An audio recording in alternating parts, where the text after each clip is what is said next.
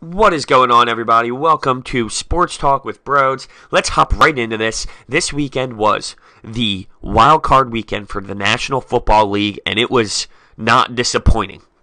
I thought 3 of the 4 games were exciting enough to sit there and watch every single play with the feet up, just relaxing.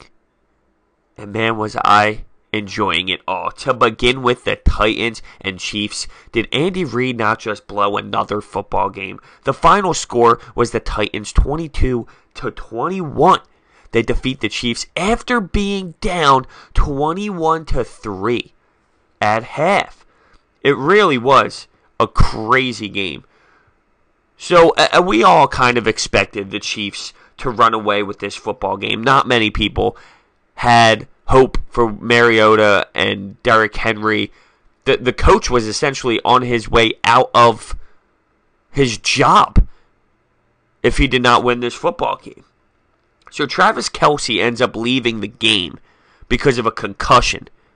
So that's huge for the Kansas City offense. That obviously affected the way Andy Reid was coaching this game with play calls.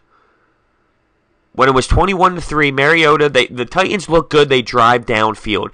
He scrambles and tries to make a play and throw a ball into the end zone.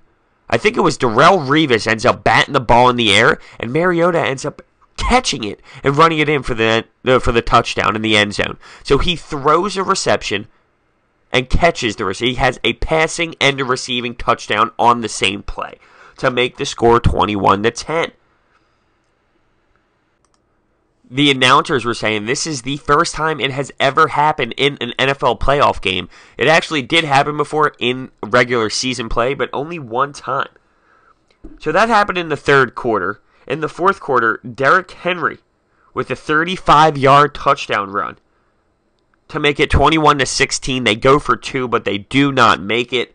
And then Eric Decker, with 6 minutes left, receives a 22-yard pass from Mariota in the end zone to make it 22-21. And at the end of this football game, to secure the game, the Titans needed a first down. That's all they needed. So they hand the ball off to Derrick Henry. And who is their lead blocker? Marcus Mariota. The team was so hype. The quarterback with a huge block to win the football game. How do you earn more respect than that? To be the quarterback and be the lead block on a play. I criticized Doug Peterson for that before with Carson Wentz. And I mean, you're talking about playoff football and you do anything to win the game. They get the W. They go into Arrowhead and get the W. This is the 6th consecutive home playoff loss for the Kansas City Chiefs. That's pathetic. And I'm going to put a little bit of this blame, obviously, on Andy Reid.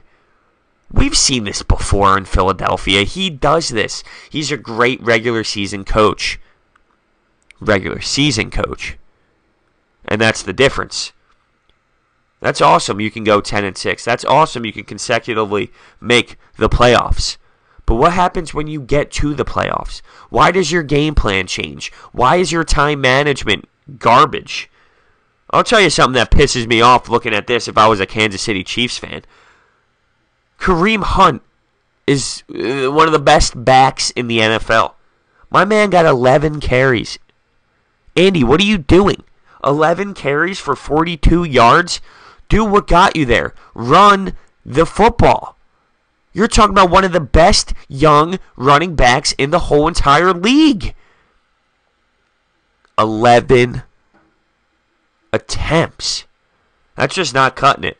That is not cutting it. And it's what he does. It's what Andy Reid does. Every time he gets to the play. 21-3 to the Tennessee Titans at home in the playoffs at half. I'd be devastated. That is not the way to go out. But Mariota ends up going 19 for 31 for 205 yards with 2 touchdowns and an interception. Derrick Henry, 23 carries, 156 yards, and news has it that's the route they want to go. DeMarco Murray might be on his way out, and Derrick Henry might be the number one back in Tennessee. That win clearly saved the job for the head coach there in Tennessee. And it's going to be a tough battle to have to go into Foxborough and end up beating the Patriots. But that's why they play the games, right? So that was the first game on Saturday. That was a great way to open up the weekend with an amazing game like that. And after it, that game was the Falcons at the Rams. And the Falcons end up winning 26-13 and getting the job done in LA. Now, I thought Sean McVay got a little outcoached. I think Jared Goff showed that, hey, this is my first playoff game. And with respect, I mean, they're young guys. Sean McVay is 31 years old. To get playoff experience at that age, I mean, it's great. As the Rams, you have to accept this season for a positive and move forward. You have a great young coach, a great young quarterback, one of the best MVP. He's in the running for it, Todd Gurley. So let's break this one down. It was definitely controlled by Atlanta the whole entire game. The Rams had chances, but it was controlled.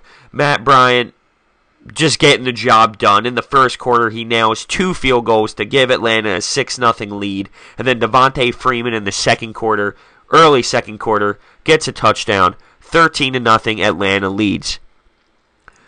Cooper Kupp makes a really nice play in the end zone for a 14-yard pass to make it 13-7. And then with 3 seconds left in the half, the Rams kick a field goal to make it 13-10. In the third quarter, it starts just like the first quarter started. Matt Bryant gets 2 field goals to put them up 19-10. In the fourth, the Rams kick a field goal, 19-13. They have a chance to get it done. They don't. And Julio Jones, with 6 minutes left in the football game, kind of seals the deal with a touchdown to win the game 26-13. So what's that mean? That means this Atlanta Falcons team has to come into Philadelphia, the Lincoln Financial Field, and try and beat the Philadelphia Eagles with Nick Foles. Now, I've been listening all week long about who the best team is to play the Eagles. Who do we want to play the Eagles? And to me, it didn't matter. Because the Falcons, the Panthers, the Saints, you're talking about good teams no matter what. It doesn't matter what team we have to play. They're all going to be good, and we're all going to have to go through them anyway. So, this is my theory on it now. Are we a good enough team with Nick Foles to beat the Atlanta Falcons? Absolutely. No doubt about it. Our defense is good. We have good pieces. I just don't trust our quarterback. If we win this football game, it is not because of our quarterback. It's going to be our defense. That's pretty much what it's going to be. It's going to be our defense. If we need to pursue downfield with 2 minutes left in the football game to take the lead and have to score a touchdown, I'm not putting my money on it.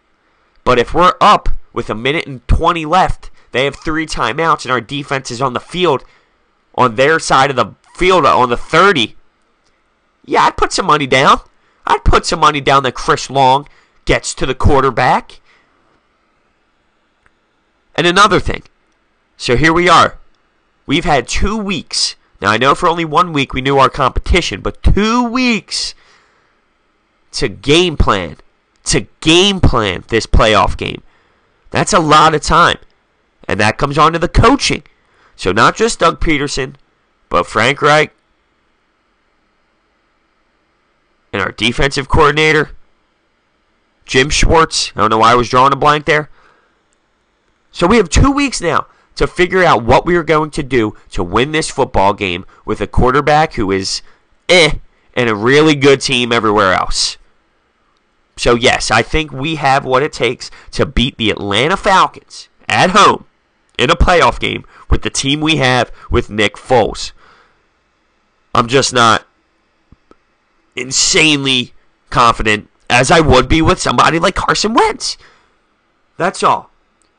So people bash me because I'm not all on the hype train. I ran into a few buddies from high school at a bar. We start picking up the Eagles instantly. Why wouldn't we discuss the Birds? And I told them how I felt, and I got bashed. I said, I'm afraid of the Minnesota Vikings. They hit me with the Case Keenum.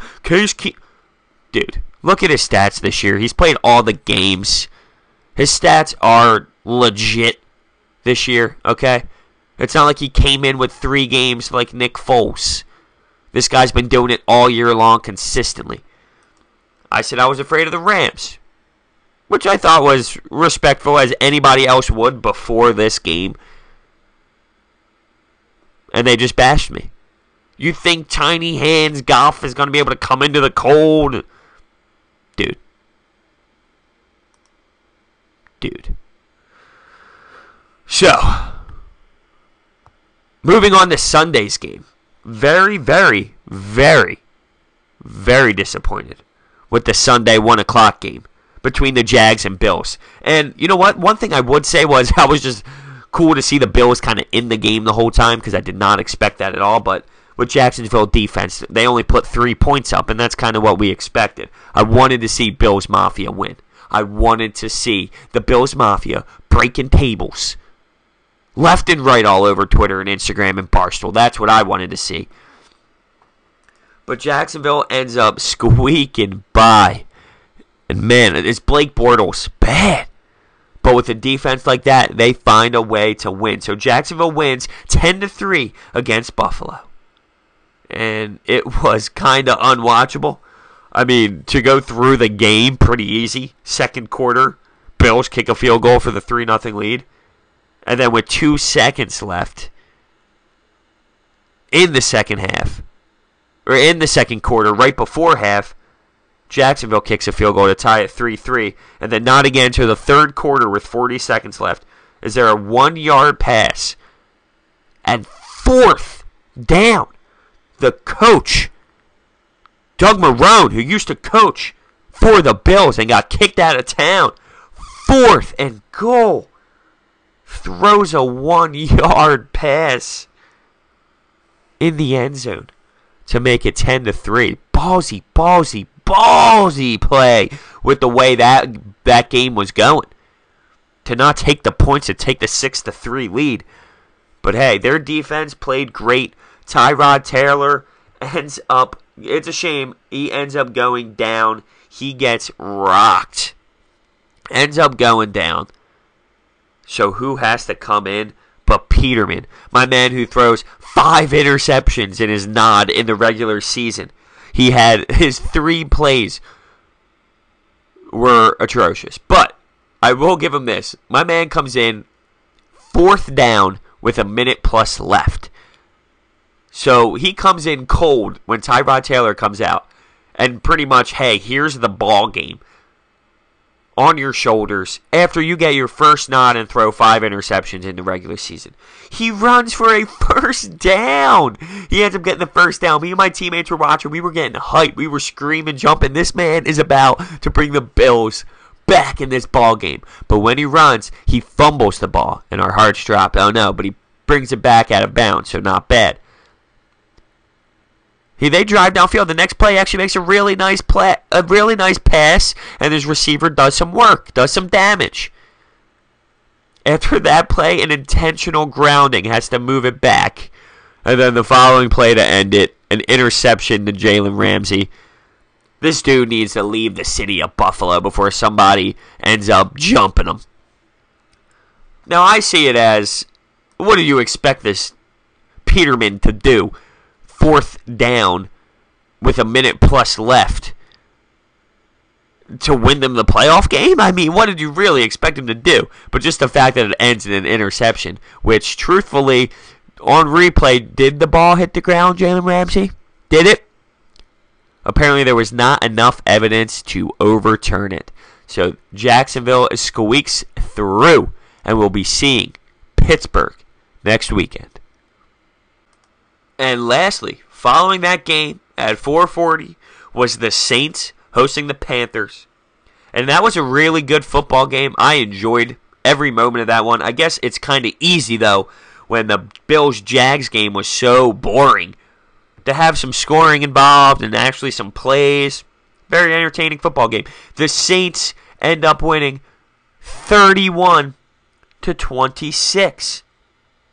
To start it off in the first quarter, an amazing play by Drew Brees and Ted Ginn Jr., who, remember, played for this Carolina Panthers squad, goes for an 80-yard play to take the 7-0 lead. In the second quarter, or actually, the Panthers end up missing a 25-yard field goal really early. So that was to take the original lead 3-0. So they did not do that. So second quarter begins, 27-yarder, he drills it. So the head game already off to a tough start, missing the first one. The kicker makes the second one from pretty much the same distance, 7-3. Then Drew Brees does this thing again on a 9-yard pass to Josh Hill to take the lead even higher, 14-3. Saints defense playing well, pretty much holding this Panther squad to a really good amount of field goals. 39-yarder, drills it, 14-6. Panthers hanging in there, though. But they're trading. They're trading their field goals because to touchdowns on the Saints side. How do they respond? The Saints come down with 43 seconds left and ends up taking another touchdown. So it's a 21-6 lead. And right before half, at 58 yards, the Panthers drain a field goal, 21-9 at half. This dude misses a 25-yarder and drains a 58-yarder. Pretty impressive, especially after missing the first one mentally. Third quarter begins. Panthers get a field goal. 21-12 is the score. And they trade a field goal off with the Saints, 24-12. And this is where the excitement happened in the fourth quarter. The Panthers finally get through this Saints defense for a touchdown. Greg Olsen, a 14-yard pass from Cam Newton, 24-19.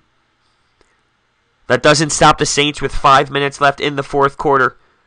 31-19. Saints take the lead, but Christian McCaffrey with a 56-yard run after a catch and pass from Cam Newton, 31-26.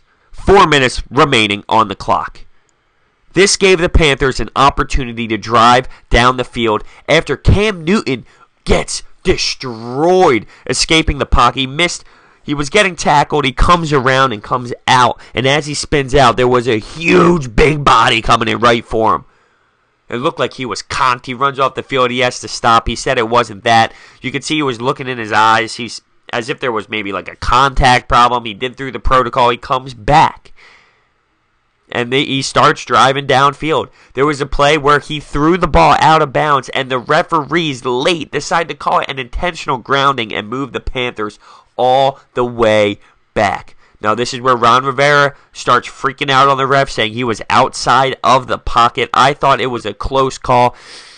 Replay show he might have been in the pocket. It was really close, though. Controversial, no doubt about it. I think he technically was inside the pocket, though, but just a hair.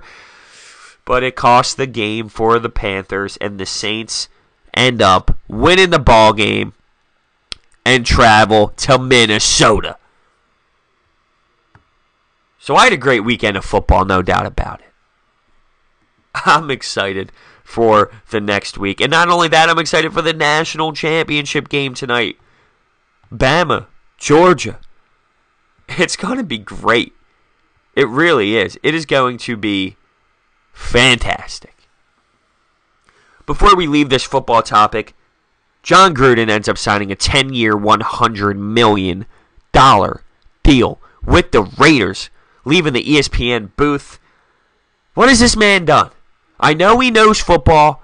I get all that. I'm not going to get too crazy about it because I really, to be honest with you, don't care. It's an AFC squad that I'm not too worried about at all. But you look at his stats when it comes to coaching, and I know he's a football guru and all that. He's a great personality when it comes to the ESPN, and he studies film all the time and all that great stuff. But I don't know. I don't know. I just don't. 10 years is a long, long time.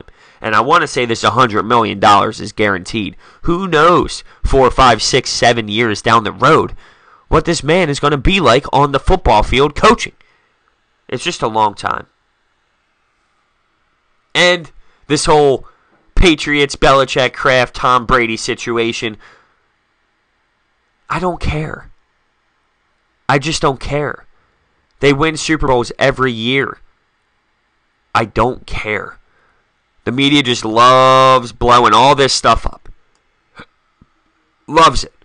Oh, he's mad at him and he's trying to Garoppolo. They're going to win the Super Bowl.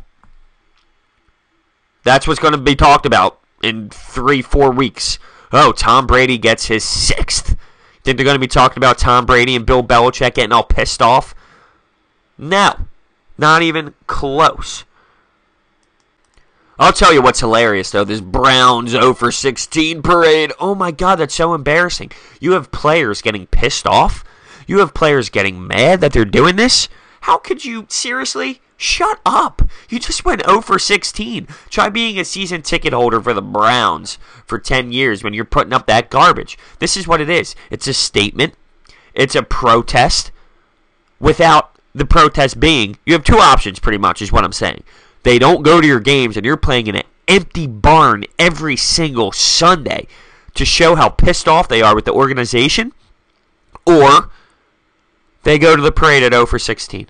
And there were a lot of people there. It was like a serious parade. It wasn't just a couple people. But you choose. Because I bet you'd be complaining that nobody's there to support you when you guys are losing football games every single weekend in an embarrassing fashion. Every year. Consistently. So don't be getting pissed off at the fans. They have their heart and soul into it just like you. And this is the way that they are showing how upset they are. In a mocking way. Now let's move on to this Sixers-Flyers hot ride we're going on. These teams, I mean, you're talking about a Sixers squad who has won 4 in a row. They have beaten the Denver Nuggets, the Suns, the Spurs at home. They destroyed the Pistons at home. They're playing good basketball. Embiid is playing good basketball. Ben Simmons looked so dominant in that game against the Detroit Pistons. Now, upcoming on Thursday, or is it Tuesday? When is the 11th? Oh, today's Monday on the 8th. Yes, it is Thursday. They play the Celtics in London, and that's going to be a tough game. And you're talking about from Friday the 5th to Thursday the 11th, to have to go travel to London and win a Celtics team. To beat a Celtics team. That's going to be tough. So this is a true testament. And we have a really, really hard schedule this month. We have this Celtics game in London. We have the Raptors at home. We go to Boston. We play the Bucks. We have the Spurs, the Thunder. These are tough games. So it's going to be a true test to see how this squad really is. It's like an emotional roller coaster with this team, just like it always is with the Flyers. We go through extreme highs and extreme lows. Let's see how this ride goes. Wow, you like that? Wow, that was good. That was good. And with this Fly Guy squad, wow. They're amazing me right now. They are truly amazing me.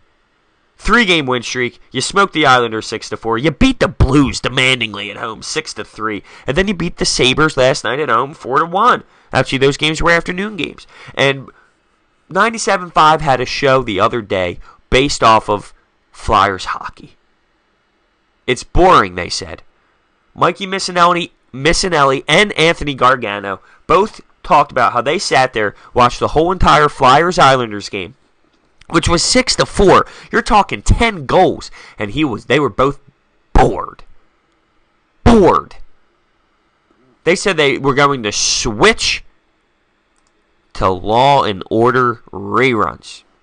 Now, I'll tell you this.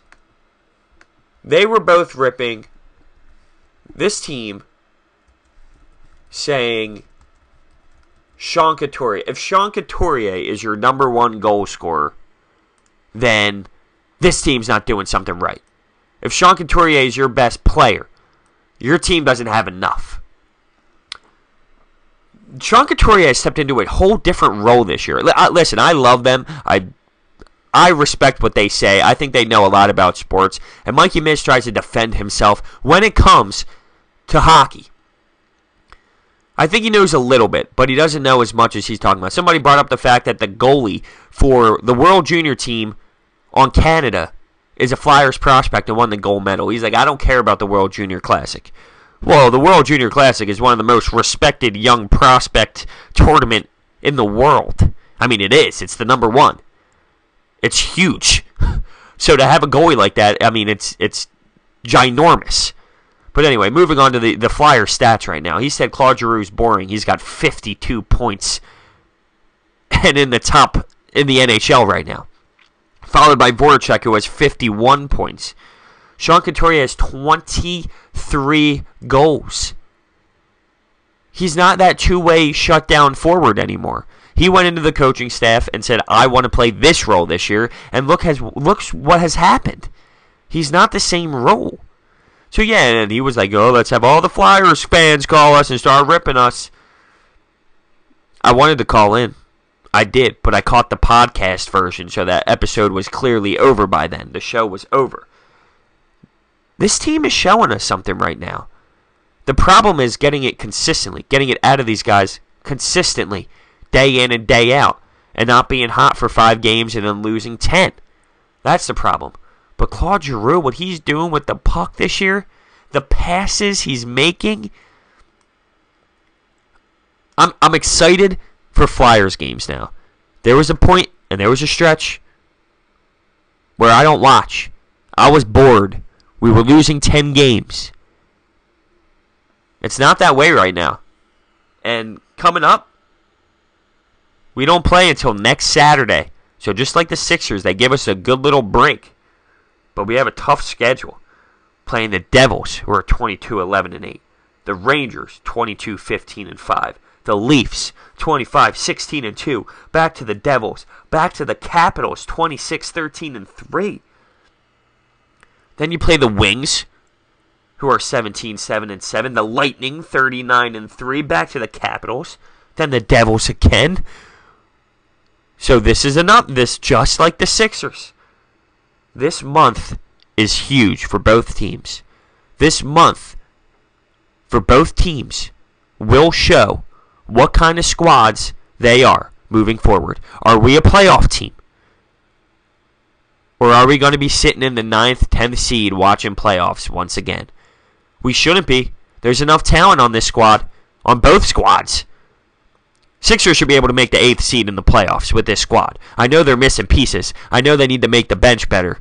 But 8th seed in the East, they should definitely have that.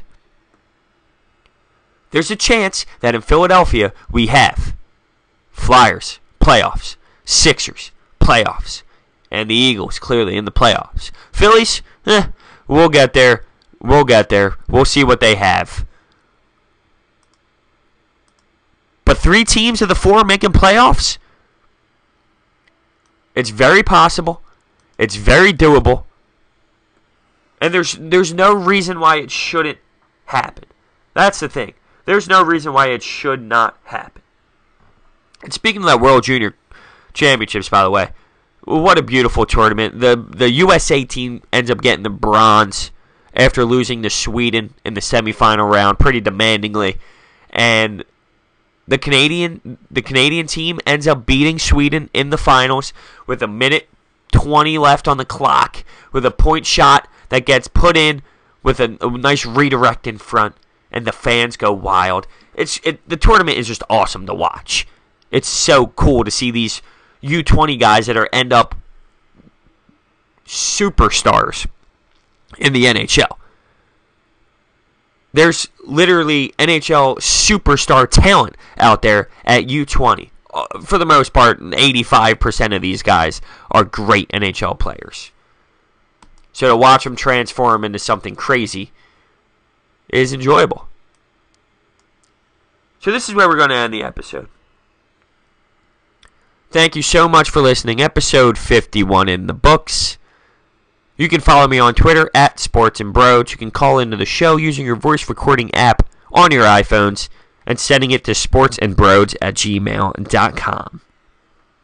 Have a great day, everybody, and see you next time.